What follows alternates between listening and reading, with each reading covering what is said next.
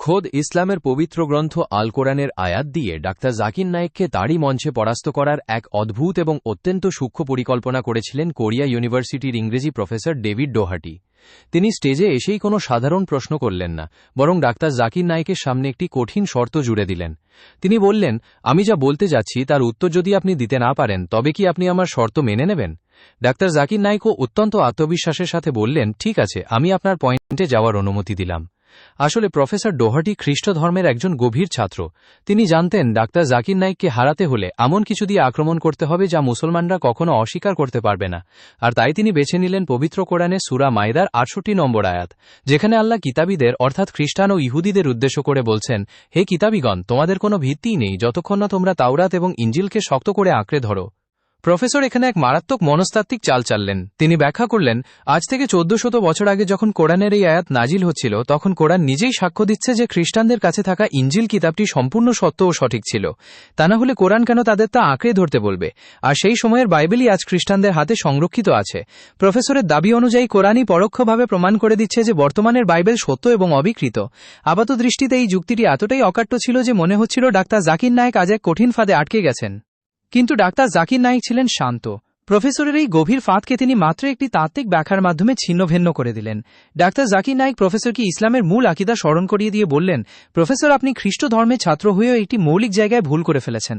মুসলমানরা অবশ্যই ইঞ্জিল কিতাবকে আল্লাহর বাণী বলে বিশ্বাস করে, কিন্তু কোন ইঞ্জিল? যা সর্বশক্তিমান ঈশ্বর সরাসরি যিশু বা ঈসার ওপর নাজিল করেছিলেন।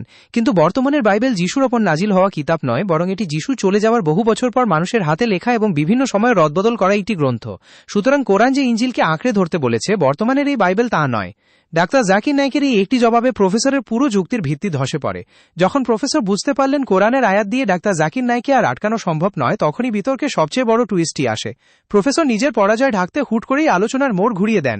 তিনি কোরআনের সূরা মাইদার প্রসঙ্গ সম্পূর্ণ চেপে গিয়ে নিজের দাবি প্রমাণ করার জন্য খ্রিস্টান ধর্মগ্রন্থের ওল্ড টেস্টামেন্টের ভাববাদী আইজায়ার বইয়ের আয়াত টেনে আনেন। অর্থাৎ কোরআনের আয়াত দিয়ে তর্কের সূচনা করলেও খেই হারিয়ে প্রফেসর এবার বাইবেলের আয়াতে আশ্রয় নিলেন। কিন্তু আয়াত পাল্টেও প্রফেসর নিজেকে রক্ষা করতে পারলেন না। ডাক্তার জাকির নায়েক এবার প্রফেসরের দিকে তার জীবনের সবচেয়ে বড় একাডেমিক বানসারটি ছুড়ে দিলেন। তিনি প্রফেসরের ভুল ধরে সরাসরি বললেন, প্রফেসর, আপনি আবারও ব্যর্থ হলেন।